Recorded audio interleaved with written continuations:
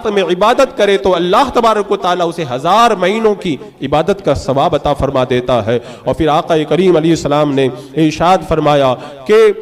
اور دنوں کے اندر بندہ اگر کوئی نیکی کرے یعنی نفل کام کرے تو اسے نفل کا ثواب ملتا ہے۔ اس مہینے میں اگر بندہ نفل کام کرتا ہے اللہ تعالیٰ اسے فرض کا ثواب عطا فرماتا ہے، اور دنوں کے اندر بندہ اگر ایک فرض کرتا ہے تو ایک فرض کا ثواب ملتا ہے، اور اس مہینے میں اگر ایک فرض کام کر لے، ایک فرض نیکی ادا کر لے، اللہ تبارک و تعالیٰ اسے 70 فرائض کا ثواب عطا فرماتا ہے۔ اور آقا کریم علیہ السلام نے فرمایا اس مہینے کے 3 حصے، پہلا بیچ والا اخیر والا، یعنی پہلے کے 10 دن، بیچ والے 10 دن، اخیر کے 10 دن، اللہ کے رسول فرماتے اول والا یہ رحمت کا عشرہ ہے، اور بیچ والا مغفرت کا عشرہ ہے، اور اخیر والا یہ عشرہ جہنم کی آگ سے آزادی پانے کا عشرہ ہے۔ اب آپ سوچیں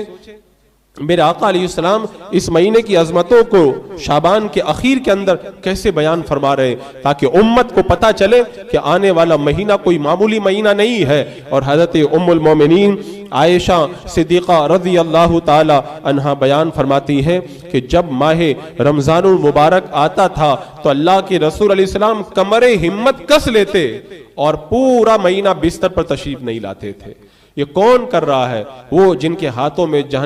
ہاتھوں میں اللہ تبارک و تعالیٰ نے سارے جہان کے خزانے دیے اور جنت کے جو مالک بنا دیے گئے، جن کو چاہیں جنت کے اندر داخلہ عطا فرمائے، وہ آقا کریم صلی اللہ تعالی علیہ وسلم ماہ رمضان میں اتنی عبادت کر رہے۔ ام المومنین فرماتی ہیں ماہ رمضان آتا اللہ کے رسول علیہ السلام کمر ہمت کس لیتے۔ ہم میں سے کتنے ایسے لوگ ہیں جو رمضان کے مہینے میں کمر ہمت کستے ہیں؟ ویسے ہی اللہ کے رسول علیہ السلام اتنی عبادت کرتے تھے، خود رب نے فرمایا یا ایھا المزمل قم اللیل الا قلیلا، یعنی میرے رب نے خود اپنے حبیب سے فرمایا اے محبوب رات میں آرام بھی کیا کرو۔ مفہوم یہی ہے آیت کریمہ کا۔ میرے آقا علیہ السلام پوری رات عبادت کرتے، پائے مبارک کے اندر ورم پڑ جاتے، رب نے فرمایا محبوب رات میں عبادت بھی کیا کرو اور آرام بھی کرو۔ لیکن میرے آقا علیہ السلام ماہ رمضان کے آنے پر اتنی عبادت کرتے، ام المومنین فرماتی ہے کمر ہمت کس لیتے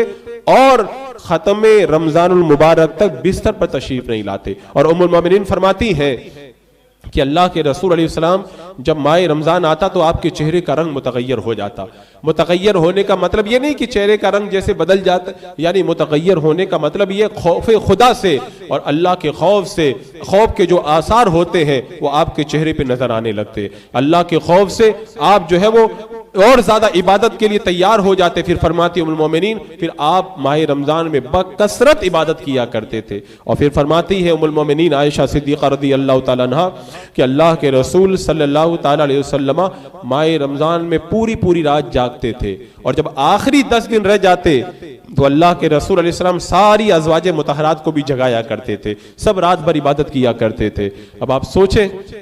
میرے آقا علیہ السلام کتنی عبادت کرتے، اور دنوں میں بھی قرآن پڑھتے لیکن ماہ رمضان میں اور زیادہ قرآن کی تلاوت کرتے، اور دنوں میں بھی صدقہ کرتے، لیکن میرے آقا علیہ السلام اس ماہ رمضان المبارک میں تیز چلنے والی ہوا سے بھی زیادہ صدقہ و خیرات کیا کرتے تھے۔ اللہ کے رسول علیہ السلام کی عبادت و ریاضت کو جب دیکھو آپ ماہ رمضان المبارک کے اندر تو ہمیں حیرت ہوتی ہے، کہاں وہ معصوموں کے سردار اور کہاں ہم سر سے لے کے پاؤں تک گنہگار۔ ہم اتنے گنہگار ہونے کے باوجود ماہ رمضان کی وہ قدر نہیں کرتے، اور اللہ کے رسول صلی اللہ تعالی علیہ وسلم مالک جنت ہو کر کے ماہ رمضان میں اتنی عبادت کرتے، اتنی نیکیاں کرتے، اتنی تلاوتیں کرتے۔ اللہ اکبر۔ تو عزیزان مکرم یہ ماہ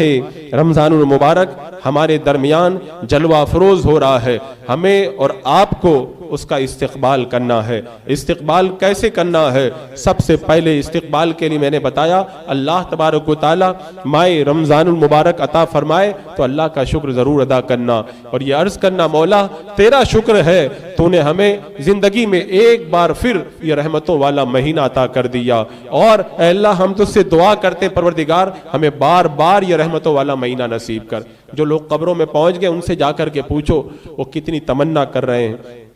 کتنی آرزو کر رہے ہیں کاش ہم بھی دنیا میں زندہ ہوتے، ماہ رمضان ہمیں بھی زندگی میں ملتا۔ ماہ رمضان تو میں نے بتایا تھا کہ پہلے بھی آیا تھا، اب بھی آیا ہے، بعد میں بھی آتا رہے گا، لیکن آپ کو تو پتہ ہی ہے ہم جب پیدا نہیں ہوئے تھے اس وقت جو ماہ رمضان آیا تھا اس وقت تو ہم کچھ نیکی کر ہی نہیں سکتے تھے، اور جب ہم دنیا سے ہم چلے جائیں گے پھر ماہ رمضان آئے گا تو ہم کیا کر سکیں گے؟ تو جو پہلے آئے یا جو بعد میں آئے وہ ہمیں وہ کام نہ آئیں گے، ہمیں تو کام وہی رمضان آئے گا جو ہمیں زندگی میں اللہ تعالیٰ عطا فرمائے۔ تو یہ جو زندگی میں ماہ رمضان المبارک مل رہا ہے، سب سے پہلے اللہ کا شکر ادا کریں، اور اس کے بعد میں ماہ رمضان کی آپ حضرات پہلے سے تیاری کر لیں۔ تیاری کا یہ مطلب نہیں ہے کہ روح افزا لا کر کے رکھ دیں، یہ جو ہے وہ پکوان لا کے رکھ دیں، کسٹرڈ لا کے رکھ دیں، یہ سامان، یہ تو تیاری اپنی جگہ ہے۔ اصل تیاری ماہ رمضان المبارک کی یہ ہے کہ برکت والا مہینہ ہمارے درمیان جلوہ افروز ہو رہا ہے، توبہ کر لیں،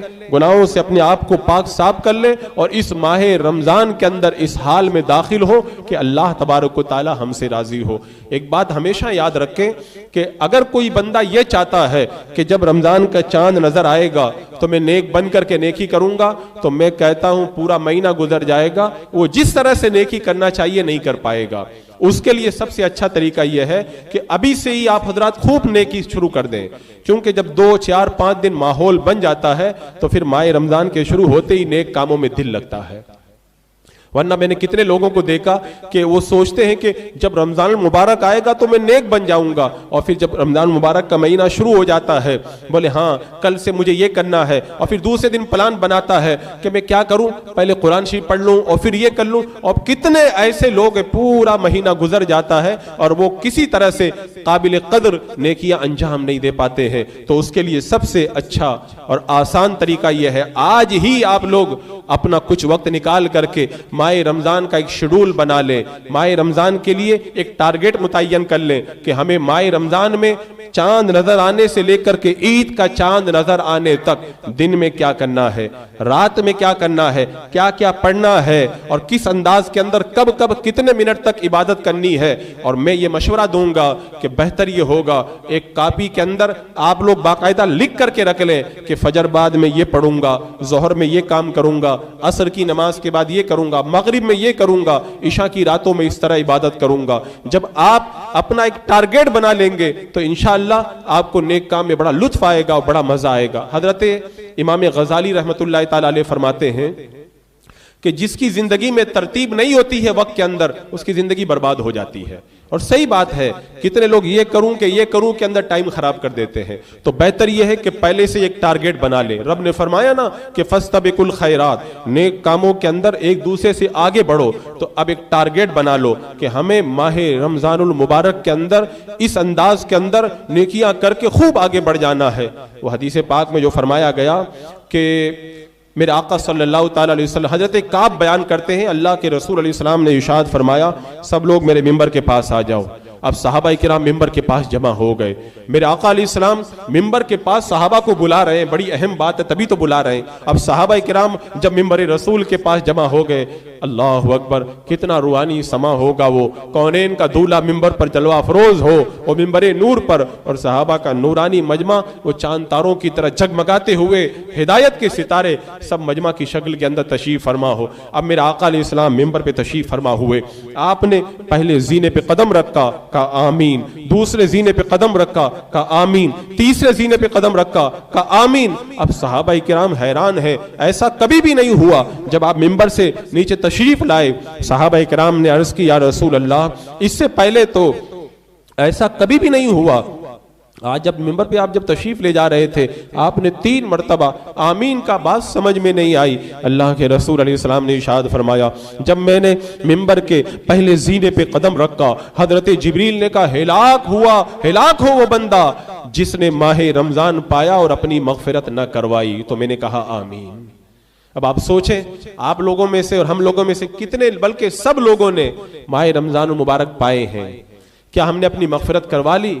پچھلے رمضان میں کیا ہم نے اتنی نیکیاں کی کہ ہماری مغفرت ہو جائے؟ اس سے پہلے بھی ماہ رمضان آیا تھا، اس سے پہلے بھی آیا تھا، کسی نے 10 رمضان کے مہینے پائے بالغ ہونے کے بعد، کسی نے بالغ ہونے کے بعد 20، کسی نے 30، کسی نے 50 مہینے ماہ رمضان کے پا لیے۔ ایک ماہ رمضان مبارک اگر کوئی بندہ پا لے اور وہ اپنی مغفرت نہ کروائے، حضرت جبریل کہہ رہے ہیں وہ ہلاک ہو جائے، میرے آقا فرماتے آمین، ادھر ملائکہ کے سردار کہہ رہے ہیں اور ادھر انبیاء کے سردار آمین کہہ رہے ہیں۔ اب آپ سوچیں، اپنا جائزہ لیں، ہم میں سے کتنے ایسے لوگ ہیں جنہوں نے ماہ رمضان پا کر کے اپنی مغفرت کروائی ہے؟ اگر کروائی ہے، سب کو مبارک